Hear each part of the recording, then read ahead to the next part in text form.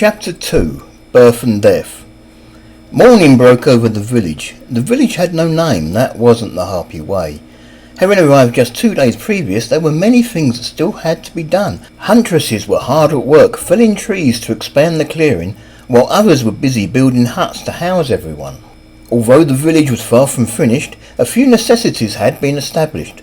Towards the northwest of the clearing, harpies who had not yet come of age were busy practicing their skills with the traditional harpy shortbow and the dart thrower. Recently, the village had managed to get an old blanket and a rain barrel. They also had a selection of trees, and due to a little bit of luck, today they had some live targets to shoot at. Early yesterday evening, a group of 5 humans who were themselves out hunting had approached dangerously close to the harpy village. They had been ambushed and captured, and were now taking it in turns to be targets, giving those harpies closest to their rite of passage an easy lesson in how to kill. The meat of these humans wouldn't go to waste either.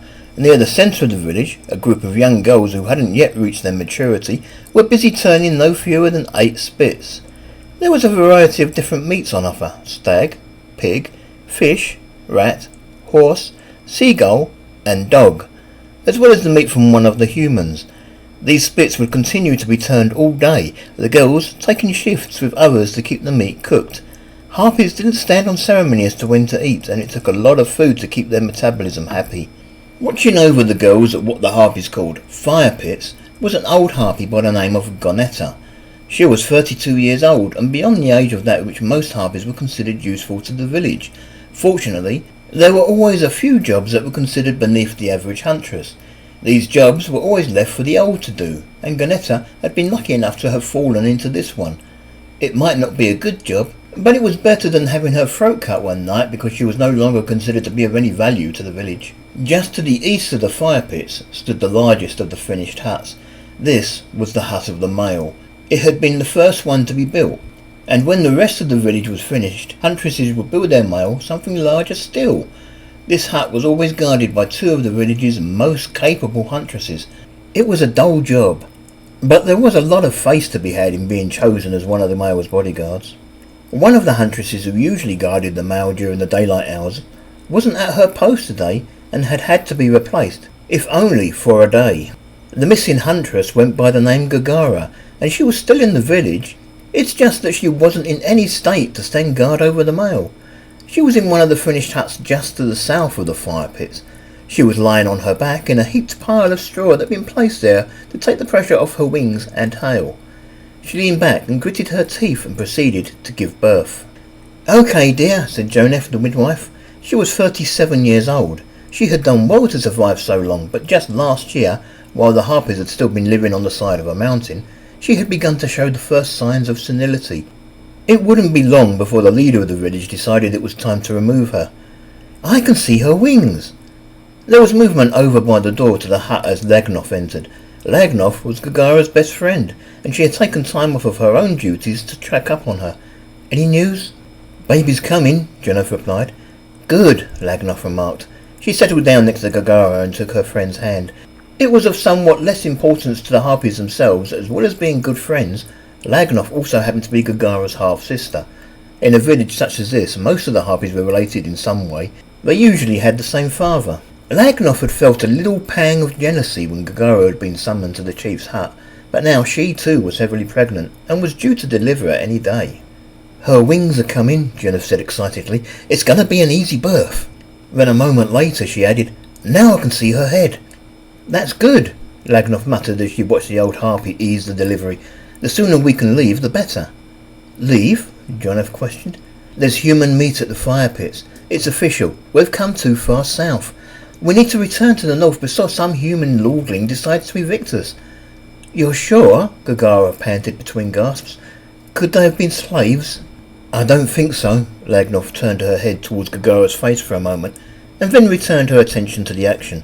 "Quitogni would be hard to convince," Gagara cried out in pain. Quitogni was the leader of the village. It was she that had brought them across the border to Demoth in the first place. "That's it," Jennifer said excitedly. "The worst is over. The shoulders are through." "I've never seen a child born before," Lagnoff said wistfully. She looked at Gagara and asked, "You'll be there for mine, won't you?"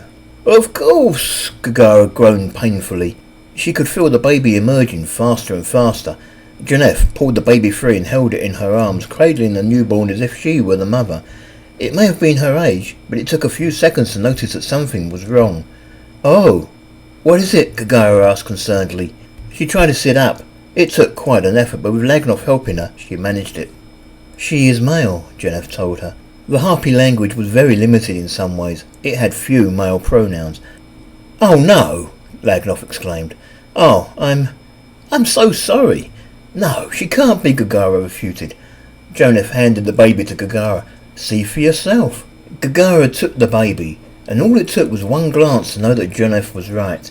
She had been through so much pain, and the chief was no doubt hoping to hear news of his new daughter. This was bad. This not only meant that her entire pregnancy had been for nothing, but that she could actually lose face over this. Something like this could even lose Gagara her position as one of the chief's bodyguards. Jenef petted her gently on the leg and said, "If you want, I can take your baby and smash her brains out against a log for you. No one ever need know she was born male." "Yes," Lagnov agreed. "We can claim she was stillborn or something." Gagara shook her head and said, "No, I must do this. She is my problem." "Better do it quickly then," Lagnov said. "Best if she is dead within the hour." "In case the chief should find out," Jonef agreed. "Take her to the river," Lagnov suggested. "Drown her. It'd be kindest." Gagara handed the baby to Lagnov. She then climbed awkwardly to her feet. She was tired and still in pain from having just given birth. She'd give anything to be able to lie down on a nice comfortable bed and sleep the rest of the day away, but this child was her responsibility. She had to kill it as quickly as she could. Once she got to her feet, she immediately staggered against the hut's central support, causing the hut to shake. She rested there for a moment, using the support to prop her up. Then, after a minute or two, she felt ready to try and stand on her own. There was a moment's doubt where she thought her legs weren't going to support her after all. Then she reached out her arms to take her baby back. "You're sure you want to do this?" Lagnov asked, returning the child to his mother. "I could always do it for you." "I must do this," Gagara replied insistently. "Hurry back," Lagnov instructed. "I'll need your support when I talk to Quitogny. We need to leave as soon as we can." "I'm in no condition to fly," Gagara protested. She then staggered to the doorway that led out into the sunlight and the rest of the village. No one seemed to notice or even care as she emerged from the hut, babe in arms. She half expected to be mobbed by nearly every female in the village, all wanting to get a look at the newborn. Fortunately, everyone seemed to be far too busy. She didn't hang around, fearing she might be seen. Gagara headed south, straight out of the village. Here, the only other huntresses she might meet would be those actively participating in a hunt, or those who had gone to the river to fetch water. It wasn't far to the river, but she was a creature of the air. Her legs screamed with the pain of the unusual stress they were being put under. Ideally, Gagara would have preferred to have flown to the water's edge, but she felt so tired after having given birth that she doubted she had enough energy to flap even one wing. "I'm sorry," she said to her baby as the river came in sight. She ceased hurrying so much and began to walk slowly to the water's edge. She knelt down by the side of the river and began to submerge her baby. "Humans!" The scream came from the village. It was loud, and there was panic in the voice. "We're under attack!" Gagara sighed. She turned her head towards the village. The sound of fighting was already quite intense, but she was sure it sounded worse than it really was. Her first thought was to finish off her child. It was doubtful they would need her help to deal with the humans. She was sure there could be no more than a mob from one of the nearby human villages come to seek revenge for the deaths of their hunters. And besides, in her weakened state, what good would she be? The scream repeated again. "Humans! Take to the air!" Gagara might have continued to ignore it were it not for the thick black smoke that was now pouring into the atmosphere. Her village was on fire. She hesitated. It made no sense to her. Surely the humans couldn't have attacked in strength. Not yet. Lagnov had only recently brought up the possibility. Surely they still had time. Besides, she would have heard them. Her sister harpies would have heard them. The armies of Flourish lords always made a lot of noise when marching. Gagara retrieved her child from the river. The child caught a heavy breath. He was still alive. For a moment, Gagara was torn between finishing off her child and going to the aid of the village. She didn't have any weapons with her, but she had her claws, and how hard could it be to kill a few humans? Then a thought struck her. She would much rather her child lived. She had the same feelings for her son, as she might have had for a daughter. She only wanted to kill him because custom demanded it. Wouldn't it be better if she could arrange things so that instead of killing her son, she made him chief? It should be simple. The village was currently under attack by humans. All she had to do was sneak back to the camp and remove the chief and his heir in the confusion of battle. She kissed the child on the cheek and uttered, "Don't despair. There's hope for you yet." First thing, though, was to find somewhere safe to put the child. If she was caught in the village with a male baby, she could still lose a lot of face. She looked around for a landmark, something that would stand out so that she could find him easily again. There was a stump not too far from where she stood. A tree had, at one time or another, fallen from natural causes. It had probably fallen into the river and been carried away by the water. Gagara quickly secreted the baby behind the stump. She worried that the child might be a little exposed, but hopefully he'd survive until she came back for him. Then, with little more than a casual look of concern, she headed back into the forest towards her village. It was a shock when she reached the edge of her village. It really was the army of one of the local human lordlings. They had come in force. They had brought mounted knights, soldiers, and most dangerous of all, archers. The village floor was covered with the dead, not just harpies. A large number of soldiers had also met their end in this melee. Even now she could see a small group of huntresses pouring in from the far side of the village to take a group of men-at-arms in the flank. It was true that the claws of a harpy could rip through steel. Likewise, the harpy dart throw could be fired with so much power behind it that it could skewer a fully armoured man and sometimes even carry on to the man behind. For a few seconds there was slaughter.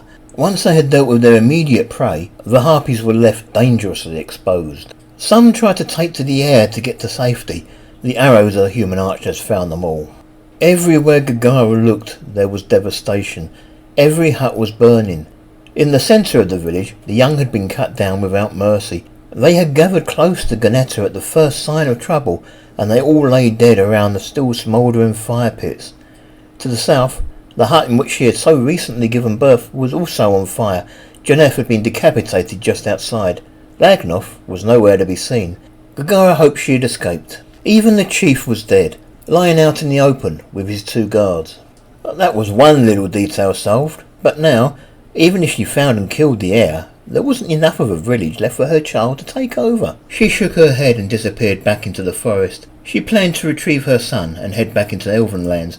She couldn't return to the mountains, not with a male child, at least not until he had grown a few years. Fortunately, the elf city of Goldspawn had a thriving harpy town. Even a huntress who had no village would be welcome there. She pushed quietly through the foliage and headed back towards the river. It no longer seemed important that she hadn't heard the army approaching. Her village was gone regardless. Then, as she got close to the tree stump where she had left her child, she heard voices. They spoke in a language she didn't understand. They were speaking Flourish.